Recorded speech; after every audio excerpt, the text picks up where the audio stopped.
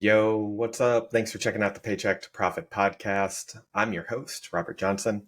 Today we're going to connect with Taylor Martin. He's a full-time pharmacist, a husband, a father of two young girls, and the co-founder of his company, Thentic, which we're going to get deep into today.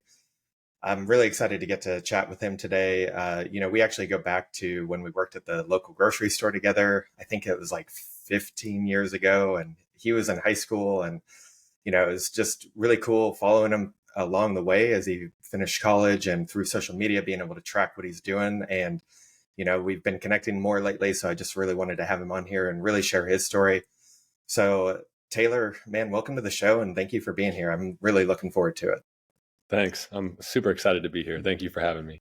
Yeah, man. Yeah. So, I want to kind of set the frame for the show here a little bit for maybe people new listening to. And, really it's about hearing stories from people like you where you have a full-time job, or maybe you're even a business owner and you're just trading time for money, and you're not really making the most of what you think you can do. So you want to do something more. And, you're a perfect example of that. So I'm like super excited to hear and just get into it like really deep with what you're doing and how you've done it, how you've persevered. So at the very beginning, let's just kind of go through the nuts and bolts. I'll just kind of rapid fire some questions about your current job as a pharmacist, and then we'll get into the good stuff. All right, let's go. Fire away. Cool. All right. So what's the technical role? Like, are you an actual pharmacist? Are you pharmacist tech? Like, what is it? So I graduated from Oregon State College of Pharmacy in 2017, and basically getting your doctorate of pharmacy requires you do 4 years of undergrad, which you would basically be doing like pre-pharmacy prerequisites and apply to a pharmacy school. Then after graduation, for me, it was 2017. I then worked at Fred Meyer's as a pharmacist there. And then in March of 2020, whatever, I totally forget, I got on where I'm currently at now, where I've been about the last 6 years. And kind of basis of a job of a pharmacist is, with all the schooling, you just basically make sure that the patient is taking the right medication at the right dosage form and making sure that there's no other interactions with their current medications with the medication they're about to get. And you are also collaborating with other healthcare professionals, for example, doctors, nurses, as well as, oh my gosh, why am I having a brain fart? Care coordinators. Okay. Man, so is that, like, how does that feel mentally? Like, is there a lot of pressure there? Or I'm sure you're used to it now, but like, how was it at the beginning? So this is the thing, like in pharmacy school, you were just like overwhelmed with so much information. And if you talk to a lot of pharmacists these days, it's just about logistics. It's about getting the medication in this bottle, making sure that there's no interactions, and literally getting them out the door within 15 minutes, because it really does come down to the metrics. And I always wanted to know, why is it with 15 minutes? Well, there's like the studies and stuff that they did that if somebody has to wait longer than 15 minutes, they're out the door. They're most likely not going to wait for their prescription. So that's what we try to do. But in actuality, sometimes it takes longer. But most of the people in the lobby don't really know what's going on, whether the doctor made a mistake, we have to call them, get the directions fixed, or, hey, you can't take these two medications together or else you'll die. Yeah. You kind of want to wait around to get the right answer on that one, huh? Exactly. So what's the company you're working for now? You work at Fred Meyer's right out of college, it sounds like. So currently right now I'm working for Kaiser Permanente. I love it. Great benefits. Really takes care of you. But at the end of the day, it really comes down to the people that you work with. And I mean, I'm not going to lie, we do have the best potlucks. So yes. Oh yeah. I love that, dude. That's a good thing to hold up, at a high standard. Like, what kind of food can people bring? Oh, 100%. Like, part of the interview process, I want to be in there and be like, so what can you cook, make, or bake? Right. Dude, that's awesome. I love it. So we're at New Seasons, we're in the office only a couple days a week, and I always seem to miss the potlucks, but, and I always get FOMO on that, but, I just make up for it by making food at home, but it's not quite the same. Right. Exactly. Nice. All right. Well, thanks for going through the current stuff, but let's dig into like I said, the good stuff. Like, you're you're doing a lot. I see it on social media. If anybody follows you, they know like what you're doing exactly. I actually came to you and you made a post something a couple weeks ago about something with your W-2. And honestly, from all of your social media, I didn't even know you had a W-2. I thought you were doing your side gig full time. And so it was really interesting to kind of see that and like start that conversation, which led to you getting on here. Yeah. So why don't you give me a little rundown of you know, what is Thentic and what are you doing there? Okay, so I just got to bring it back a little bit. Yeah. First year of pharmacy school in May of 2014, I met my beautiful wife, Alicia, who used to concoct her own pre workouts, mixing in all the ingredients in orange juice. Now, fast forwarding to the pandemic, March of 2020, Alicia and I were just sitting around on the couch. She was surfing the internet trying to find a pre workout, and she was like, "Gosh, babe, I wish I could create my own pre workout." Then I had the idea, and I was like, well, why don't we? So it was that night we gathered all of our favorite supplements, put them on the dining room table. And then as a personal trainer like herself, she knows all the ingredients, right? But as a pharmacist, I wanted to make sure I found the actual randomized control trials so these supplements actually delivered on what we said they would be, right? Ah, And that was in March of 2020. And then 11/22 of 2020 is when we actually had a physical product in hand, right? So that is a very short time from dinner table to right. full product in hand. And then we launched 11/22 of 2020. And from then till now, we've just created a full line of products. We have a pre workout, recovery, also known as an intra workout, and also some plant proteins. And then with our products, we wanted to make sure that they were naturally flavored and sweetened, didn't have any of the artificials in them. The biggest thing I would say is, I mean, I love doing it. It's just like, this is my wife's dream, and we took it and we ran with it, and then we created a brand out of it.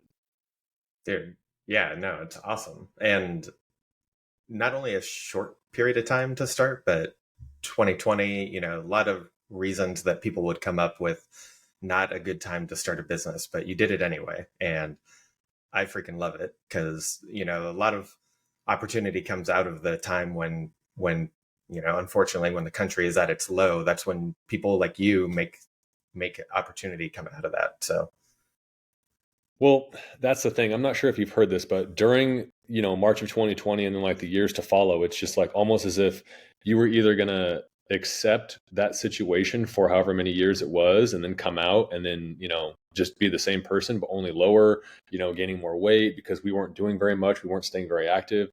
Or you were going to come out of that with a skill. I mean, I don't care if you learned Spanish or Russian or what have you, or maybe you right. have started a business, but just being able to take that time of total uncertainty and make something of it, Yeah. that was huge.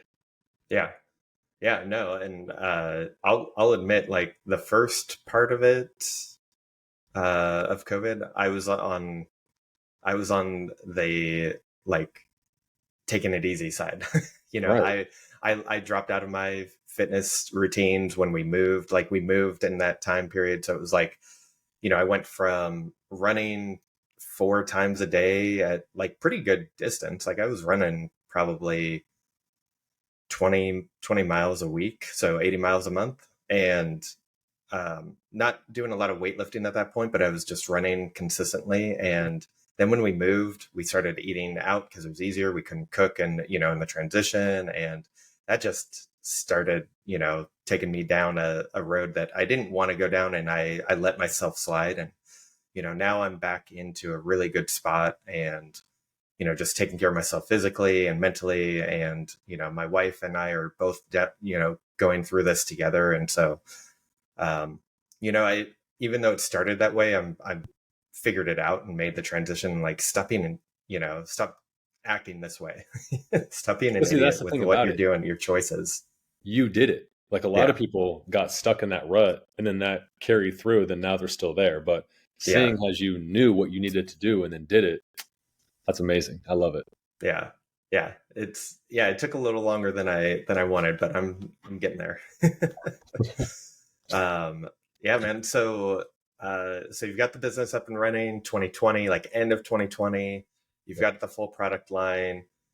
What is, like, what's the high level process for starting that company? Like, I know you said it's really cool, actually. Like you said, Alicia was doing, got the supplements and things like that, knew what kind of things to take, but then you came in with your pharmacist knowledge, and you kind of fine tuned it, right? So like you guys doing it together is really interesting to me, and like how that product can be just so much better than what else is on the market, especially with no added sweeteners, sugars, things like that.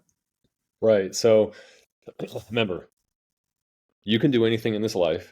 Don't listen to anybody else. Even though I'm a pharmacist, I don't personally feel qualified to run my own business, but here I am. Like, I don't know what I'm doing, but based on my past experiences and the mistakes that I have made, I'm able to capitalize on those and move forward and make this what I want it to be. So when we first started, we were Brute Fit, as you probably already know, right? And that was from Yep. me saying, "Hey, this is the name that I want it to be." I didn't do my due diligence.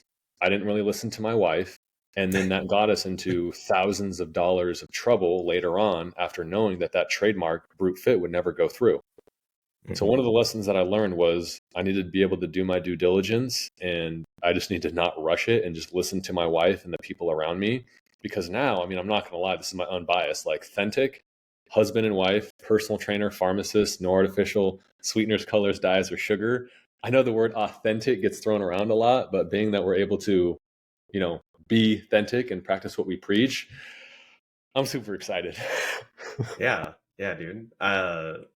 Yeah, I love it that I remember going through and seeing the transition, like, hey, we made a mistake, and you know, we're changing the brand name to Thentic. But when you came out with it, I think like before I read what you said or like what it was, I saw it and I was like, what is that? And then, you explained it just like that. You guys are living the authentic life that you want, and you want to provide for others. And I think it's great, and it ties in, and still has that same like kick-ass vibe to it, that like when you go in and you want to, and you're looking at your product, like it's just got a really killer brand behind it and the Thanks, man. marketing. So yeah, I appreciate that. yeah, yeah. So I think one of the biggest things for me that you said too, which I'm sure you agree with, but you got to listen to your wife.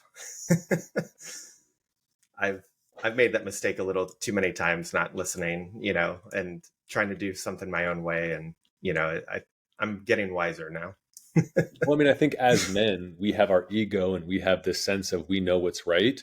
Another example is our pre workout without caffeine, right? And I told her, I was like, Mhm. there's no way we're ever going to come out with a pre workout without caffeine. But she's like, no, people want this. People drink their Starbucks foo drinks in the morning and they work out later in the evening and they want something without caffeine. So I'm like, you know what, whatever. So we did it. And then this is now one of our fastest selling products. And I'm just like, you know what? I think one of That's the greatest two lessons that I've learned in business is one, quiet my own self doubt, but also be able to listen to others' input and know that they're not trying to attack me, that they're trying to help me. yeah, dude. Yeah, that's deep. that that resonates a lot. I think so many times you get in your own head, you start questioning, like what's the motive behind that, or whatever. But yeah, I really like that you kind of sat back and you said, okay, we'll try it, but maybe you're a little hesitant, but now you kind of see, how it all played out, and looking back, I'm sure you're going to be a little bit more open with your mindset when you go and have those conversations with Alicia going forward. Oh, 100%. Yeah, yeah. Well, and that's, I mean, you guys are doing, I don't know how much time a day you spend together, but you do everything together, right? Other than when you're at your work. But uh you know it's that partnership building, like, you were dating, you got married, you're working on this business together, and you're doing it, and there's different things in different parts of your life, whether it's business or if it's in your family, like, how you raise your kids. You're going to have different points of view, but really, I like how you guys brought it back, and like you're just learning through that, and then you'll learn for the next time to make adjustments and how you come to a decision in the future. Yes, exactly. Yeah. So I think I caught it earlier, but I was going to ask you, like, what's the elevator pitch for the product? Like, what's the, you know, when you see somebody that asks you, like, hey, what do you do? What do you say to them? Oh gosh, that's like a loaded question for me. But what I've realized is I will never say now I am just. I will never say I am just a pharmacist. I'm just a husband. So if someone asks me in an elevator and I'm in Thentic mode, right? Yeah. I'm like, well, so my wife and I, she's a personal trainer. I'm a pharmacist. We recently launched our own line of naturally flavored and sweetened supplements. We currently have an energy supplement, recovery, and plant protein. I'm also a full-time pharmacist, husband, and father of two beautiful girls. Boom. That was like 12 seconds, if that. That's a mic drop, dude. I love it. I just threw that up just now. Right. Yeah. Oh man. So I'm sure you had a lot of challenges when you were going through this. Like you said, you're not, you're a pharmacist, you're not necessarily a businessman, but you're going through it and you're figuring it out. I'm curious, what kind of challenges did you come across in the very beginning as far as like the business piece, and like how did you get through those challenges? Oh man, I really don't know where to start. So we kind of already addressed me not listening to my wife and having to go Yeah, through thousands of dollars with the trademark. So that's that, that's right? one thing. Yeah. I feel like, oh, this is going to touch a lot of nerves. So when you initially launch something that you're super passionate about, and you kind of have this gathering of everyone behind you that's like, oh yeah, 100%, go for it, go for it, go for it. I'm going to be right there to support you. And as you keep kind of, leveling up, and the more that they think like, hey, this is more for real, the more support that you're going to lose. That's kind of what I've realized, because in the Hmm. beginning, we had like a bunch of like support, but then like as people started to realize that, hey, this is getting serious and serious and serious, some of my friends from back in Sure. the day, that support kind of just dwindled, because I feel like whenever you are pursuing your true passion and dreams from the people that have known you from way back in the day, you are showing them what they're capable of, but never made the leap to try to accomplish. So that was kind of the struggle, is expecting everyone's support when in reality, you just got to do you, and the work will come and the belief will come. And, sometimes you're just going to just have to live with the fact that not everyone is going to support you. Yeah. Yeah. I think a lot of times you have to live with that. And honestly, at the end of the day, it's probably a good filter to know which people are going to continue supporting you and grow with you versus, just kind of letting you fizzle out in their mind, right? Like, they just stop paying attention for whatever reason. Right. Um, and it's so weird how that happens. Like, I support you all the way, you're gonna do great, and then all of a sudden you're doing great, and or you're making your moves up to being great, and they're just like, that's cool. I'm gonna go over this way. Well, I mean, Like, hey, no one wants to be reminded of what they're capable of. You know what I'm saying? Like, I'm a pharmacist. Like, I'm at least trying to do it. That there is yeah, no. I just feel like if we follow societal norms of just getting our job, going to school, working the 9 to 5, having the kids, having the house, and then work until we're 65, we just get caught up in the rat race. You know? yeah, yeah, totally. Have you played the game Cash Flow? No, uh-uh. Okay. Have you read sorry, back to back question here. Have you read Rich Dad Poor Dad? Yes. Robert Kiyosaki? Okay, so it's Yep. his game. Oh, Um nice. yeah, and it's about taking all of those principles from the book and making it into a game, and it's seriously such a good game. It's like Monopoly and the game of life on crack. And Okay. you have like a full balance sheet. Like you get your position that you're in. If you could be a construction worker, you could be a lawyer. Doesn't matter what you are.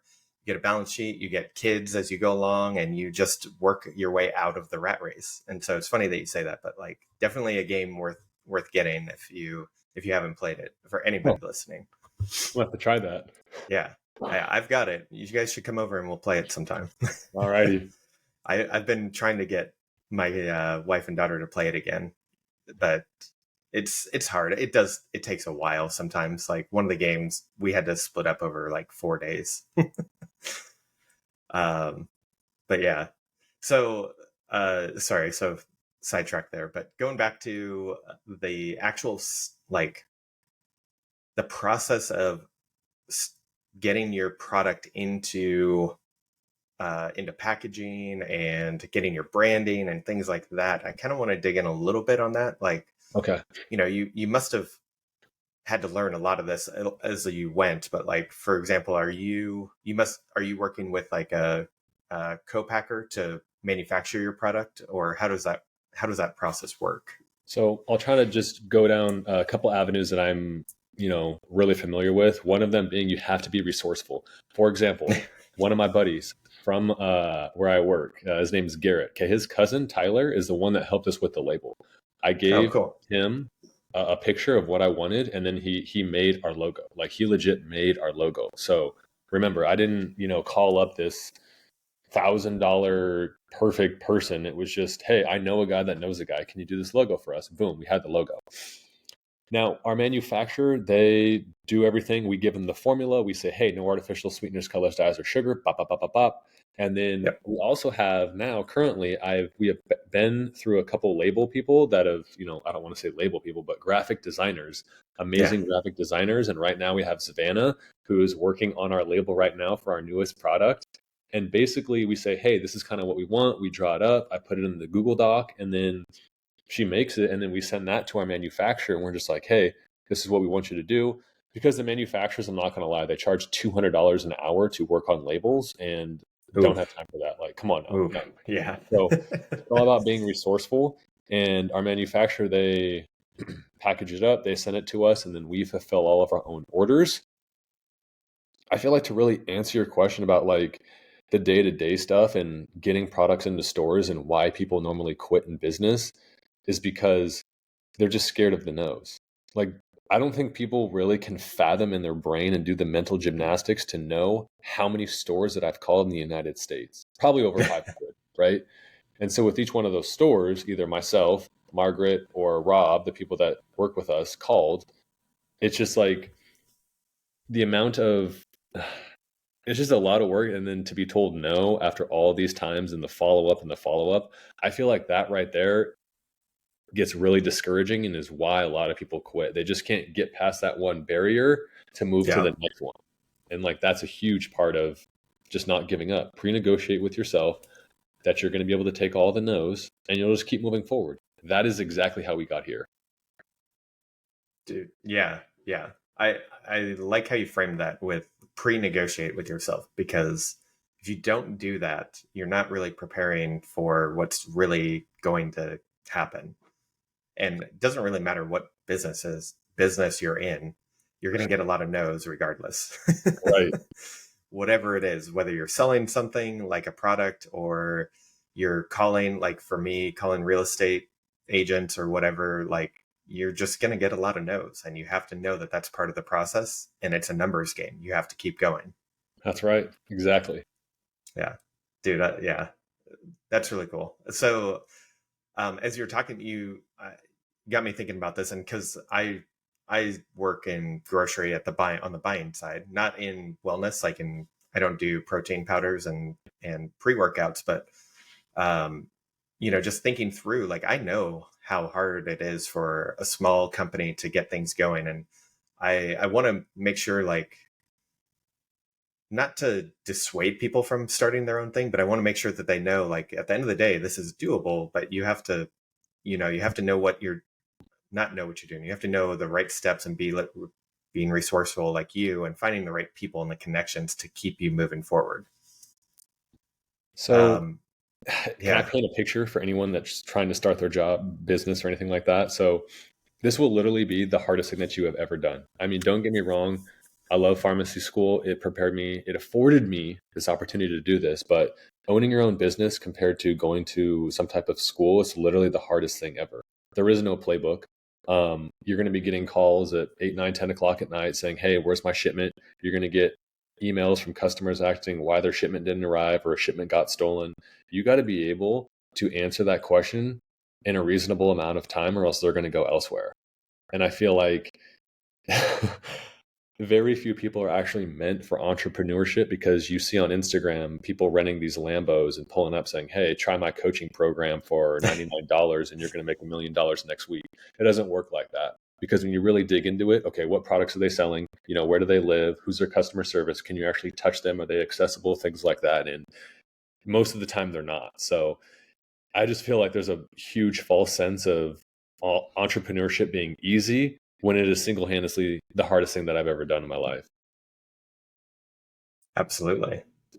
It's yeah, nothing can really prepare you for it. You have to go through those challenges and learn for yourself. And I mean, I would say that there's probably a balance here, and I'd love to get your take on this, but you can potentially prepare yourself mentally by reading books, consistently reading and learning on the techniques to be more mentally tough and be able to go forward. But at some point, reading's only going to get you so far. You have to go through those trials and tribulations to just get the shit done, and and take your beating pretty much. I mean, you're right. I definitely agree. You can read every single book, okay, in the library. You can listen to every single podcast. But when you listen to that podcast, like for example, we both listen to Andy Frisella. I love the Q&As about that stuff, because I feel Yeah. like a lot of that has applied to my life and the things that I'm going through. But at the end of the day, I have to fail. I have to learn my lesson, the lesson about the trademark, the thousands of dollars. Like, I will never get that money back, but moving forward, I'm now going to be able to do my due diligence. People think that they can just own your own business and just skate to the top without making any financial mistakes or just reading a book out of it. Like, you can't. There's only so much information you can, take in. But at the same time, let me just put it this way. There's people that'll go to all the seminars, right? They'll go to every single seminar. And then at the end of 100 seminars, the person on the stage will call them and be like, "Hey, what business do you have?" "Oh, well, still working on it. I'm still trying to figure out what my LLC is going to be." Don't be that guy. Take the leap and go forth. Yep. Fail forward. That's That's right. that's the best way I can put it. Just you're going to make some mistakes along the way. Just let it happen. Don't fight it and keep moving forward no matter what. Yes. Yeah. Okay, so I wanted to earlier I didn't stop you when you were saying it, but have you talked to New Seasons? Um, I'm just curious. So there was, I forget her name. I don't know if her name was Lori or what have you, but she was like this Oregon entrepreneur. She was at this Oregon entrepreneur thing, and I Uh-huh. tried to reach out to her. Somebody gave me her contact, but she didn't get back to me from email, because I'm sure she gets thousands a day. But I mean, being that people are now more self-conscious about what they're putting in their bodies, I think that our plant protein would possibly do good at New Seasons. It's just that I guess I haven't followed up from the follow-up. Sure. Yeah. And that's a good lesson too, and for anybody that's actually going through and starting a business and in retail or packaging, just know he said it, the people that you're reaching out to you're not the only one reaching out to them. They're not only getting emails from potential manufacturers or brands, they're getting emails from the stores that they manage, the people in those stores, their peers. So the most important lesson is don't give up on it. Like, don't take it as a no right away. Like, you got to be consistent with it. And like, coming out of this, I'll set you up with the wellness person. I'll get you his contact and make an intro to you. Oh man, He'll thank you. go directly to the buyer. And I'll bring Lori in because she is the local finds person for us. So I'll get you all connected, and I'd love to see the product in the store if it works out and it's a fit for him That'd be in his huge. category. So Thank you. yeah, man, yeah. Um, so the biggest thing coming into this conversation for me was honestly the perseverance. Like, and we've been hitting on it. Like, you just got to keep going, and you got to keep going, and you got to keep going. But there's a lot that goes in throughout the day, and you've got, like you said, you've got the full-time job, you've got your wife, you've got your two girls, then you've got and I see the pictures of you on your story, right? Like, you post up in like 3:30 or 4 in the morning, you're already at the gym, you're working out, or you're prepping your meal or whatever it is, right? Like you just keep going. But I don't know how you make time for it all. Like what's the secret, man? Like what do you do Uh, to keep things organized for you and still hit all of your priorities that you want to hit? I'm feeling it on this one, man. You got me in my feelings. It's just that, before I get into this, uh, it's, I know at the end of the day, it is worth the means to get there. It is worth the means to get there. And I know that by meaning 5, 6, 7, 8, 9 years from now, I'm going to be able to do whatever I want with whoever I want, with my girls, with my family, and everybody that supported us. But I know right now it is a grind. And I feel like a lot of people, there's a misconception about hustle culture. But when you're actually moving a direction that you want to go, you must be willing to do whatever it takes. If that means waking up at 3:30 in the morning, having your bagel and pre-workout before you go to the gym, and then you go to work 6 to 2:30, then from 2:30 you go to a demo, and then you get home around 8 or 9 o'clock at night, and then it's time to be dad and husband, and then you go do that for the next 5 to 10 years of your life while also staying mentally and physically fit. I just think most people just won't be able to relate to that because they just don't want it as bad as they say that they do. In regards to the perseverance and why I will not quit, I just feel like it's just an iron will that I have.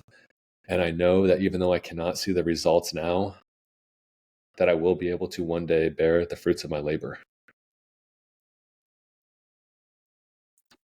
Dude, I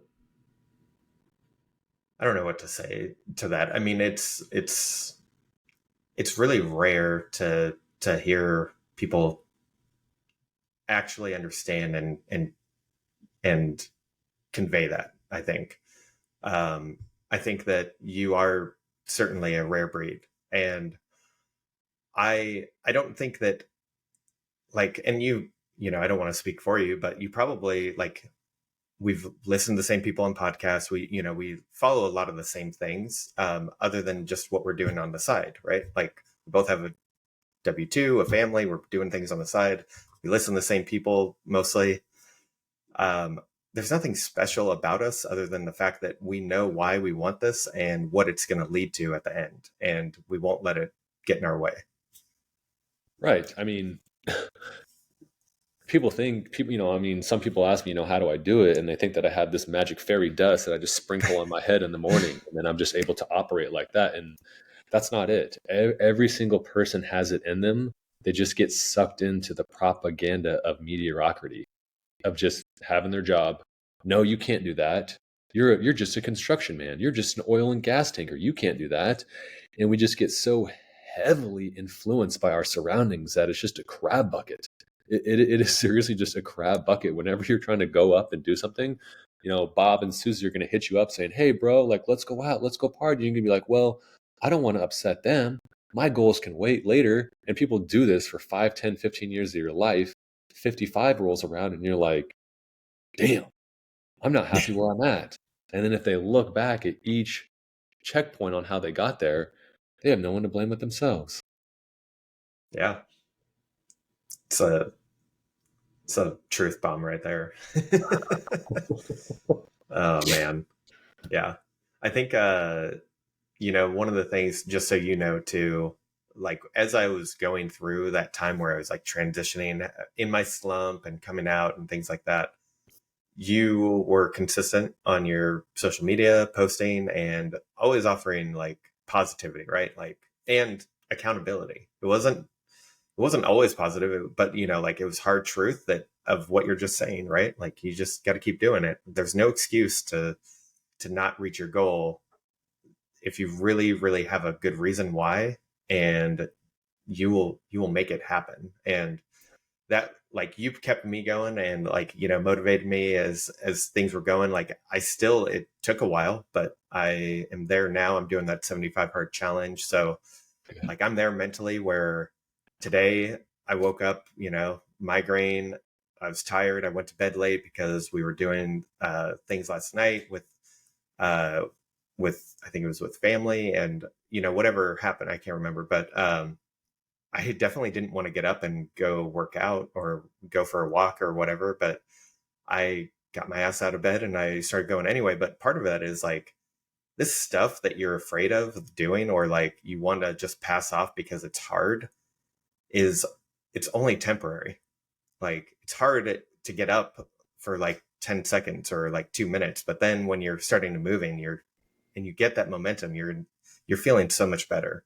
And I think that's where people get caught up a lot, is right at the very beginning they'll negotiate, should I set my alarm for like an hour later, or like they're just fighting with themselves on what they should do. Like, and I used to do that. Like, well, I can sleep for another hour and then I'll still be able to get this and this done. I just won't do this. And like in my head in bed, like it's so stupid now that I look back at it. But it's Well, like normal. It's normal. That's what everybody kind of goes through. see, here's the thing that I'm glad you brought up, because with myself, like people think that, I don't have this self-doubt, or I don't like ever negotiate with myself. Like there has been days like on certain demos, like after working a long day at work, like I don't want to do this. I don't want to go Right. talk to people. I don't want to go tell them about our business. And I just feel like it's okay to feel that, but then not wanting to do something and then knowing that you have to, because on the other side of that is going to be your freedom one day. That right there is where the true grit and determination come into play. And I feel like that's what a lot of people we just operate too much based on how we feel. And when you operate based on how you feel, one day you're going to feel like not doing it, and then you're going to have to start something else over again. Yep. Yep. Oh man. So we're probably hitting the feelers for a lot of people, and people are thinking like we're talking about them, and we kind of are, like, but it's okay. Like, I think that's the big thing, is like everybody's been there. You have to have a starting point, but hearing this repeatedly, especially by people that are doing it, like Taylor, you're gonna see that it is possible, and you probably getting in your own way a little bit more than you think. So, don't take this as a negative, but really, it's how you view it. But if you're listening to this and you're struggling to figure out you're in the thing, but maybe you're lacking consistency, like take this as motivation. It's the consistency is key. It's going to keep you going, and, just keep moving things forward in your business, and where you will reap those benefits one day. Right. Exactly. Even if you can't see it now, even if you can't see it now. Yeah. Yeah. And that's the biggest thing. Like most of this stuff takes time. You're not, like you said, you're not going to be a millionaire overnight. Unless you win the lottery, like that's just not going to happen. And, it takes time. You have to know that it's just there. Like it's in your sight. Maybe that's foggy right now, but if you just keep moving forward, you're going to get out of that fog. Exactly. Yeah. All right. Enough metaphors and stuff. Starting to sound like a mix of Tony Robbins, Ed Milet, and a little bit of Andy Oh, I love Frisella. it. All right, dude. Well, like, you've given a lot of tips already, but what do you think number one thing is that you would recommend for somebody, like if they're just wanting to get started right now? Like, what do you think will help the person most? Only listen to people you would trade places with. Just simple as that. Like if you see on Instagram someone's trying to sell you some coaching thing, go to their Instagram, click on their stuff, read the reviews. Can you actually buy their stuff? What's their customer service like? Where are they located? Like only take advice from somebody you would directly switch places with. So for example, like, right, like let's just do Andy Frisella, right? He has built something that I want to build too. And I'm listening to him. If he said go jump off a bridge, go jump off a bridge, I'll do it, because I would actually trade places with him, and he has already been where I want to go. Too often we get caught up by listening to our parents, our significant others, about our goals and stuff. And I feel like you just need to quiet the noise on them and go to the people that have done it before. You are going to get there a lot quicker. Dude, yeah, I love that. I love that answer. All right, so I I want to give you a little bit more open floor too, if you have anything else that you want to talk about. Like, what's going on the next month for you, and where can people find your product and things like that?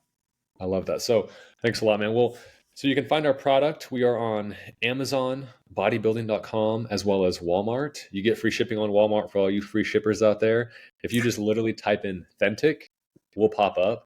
And we're in about 50 stores across the United States, one of them being Max Muscle here in Clackamas. Some things on the horizon is our strawberry kiwi relaunch. That's one of our fastest selling products. So that's going to be on the docket for next month. So make sure to check that out.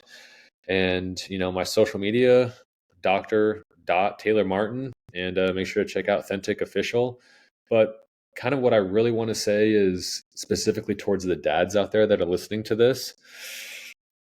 If I can do it, you can do it.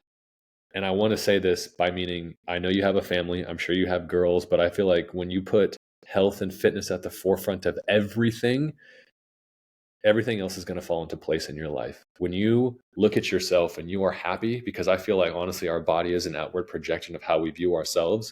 When that is on point, everything else in your life will fall into place.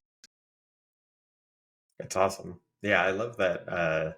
I love thinking about it that way. And honestly, I feel like I might have heard you say it before, actually, but that's something I probably will start using a little bit more, especially as I'm, putting a heavier focus on actually doing it, right? Like it's just a key component now. Like, I'm building it into my schedule, and that is a priority for me before getting to these other things that I know are important, but I need to take care of myself so that I can take care of others.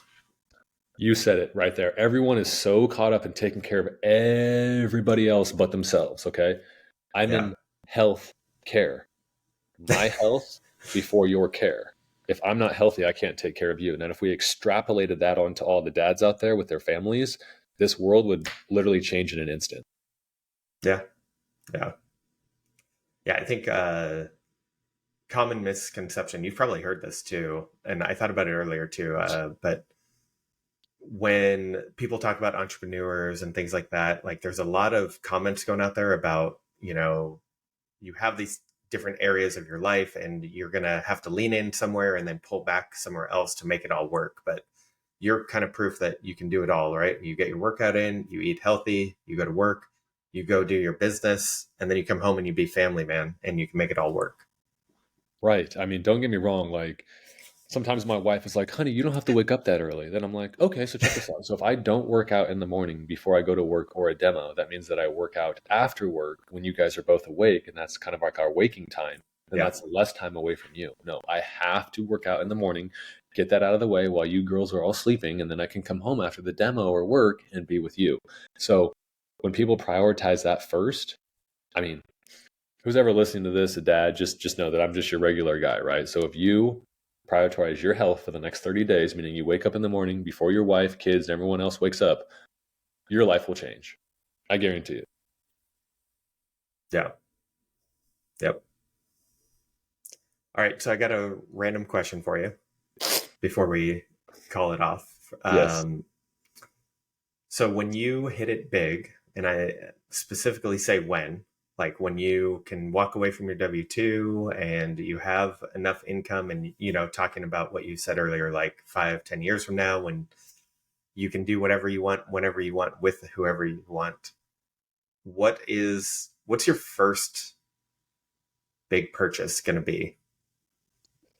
Oh gosh, big purchase. Okay, I'm glad you asked. I think it would probably be a trip, like Okay. a trip for our closest supporters that have been the day zeros, the day negative ones with us. And I would want to go to a trip like, let's say, Cabo, rent out a place and just bring everybody with us who have been there for us for day one, because I feel like those people right there truly don't know the amount of gratitude and grace that I have towards them, because without them, we would not be here. Anytime someone says self made, they're full of shit. Because at the end of the day, someone had to buy your products, somebody had to post, comment, like, share your photo. Nobody is self made. You had to step on someone else's hands or shoulders to get to where you were at. So, my biggest purchase would probably be a group trip. That's awesome, man. I love that you didn't say like a car, like a Ferrari or something like that. And again, just to attest to the kind of person you are, bringing everybody with you instead of looking at objects. Right. And it's just different stages in life. I think, at one point when I was younger, I would have gone for the car, you know, but now I've got the family, I've got the people that support me. And I'm kind of the same way. Like I want to do more travel and things like that. So I love that. Thank you. Yeah. All right, man. Well, dude, thank you. Like, yeah, just thank you so much for being here and going through all that.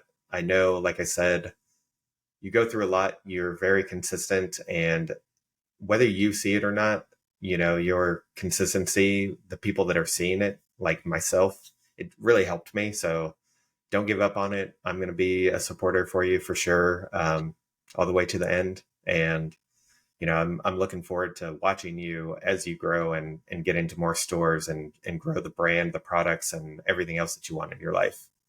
Thanks, man. That truly means a lot. Honestly, these days, I really don't know who's watching, but for you to say that, that really does mean a lot. Thanks a Yeah. lot, Robert, man. I appreciate it. Yeah, man. All right. Thanks so much, everybody else. Thank you for tuning in. We'll see you on the next episode.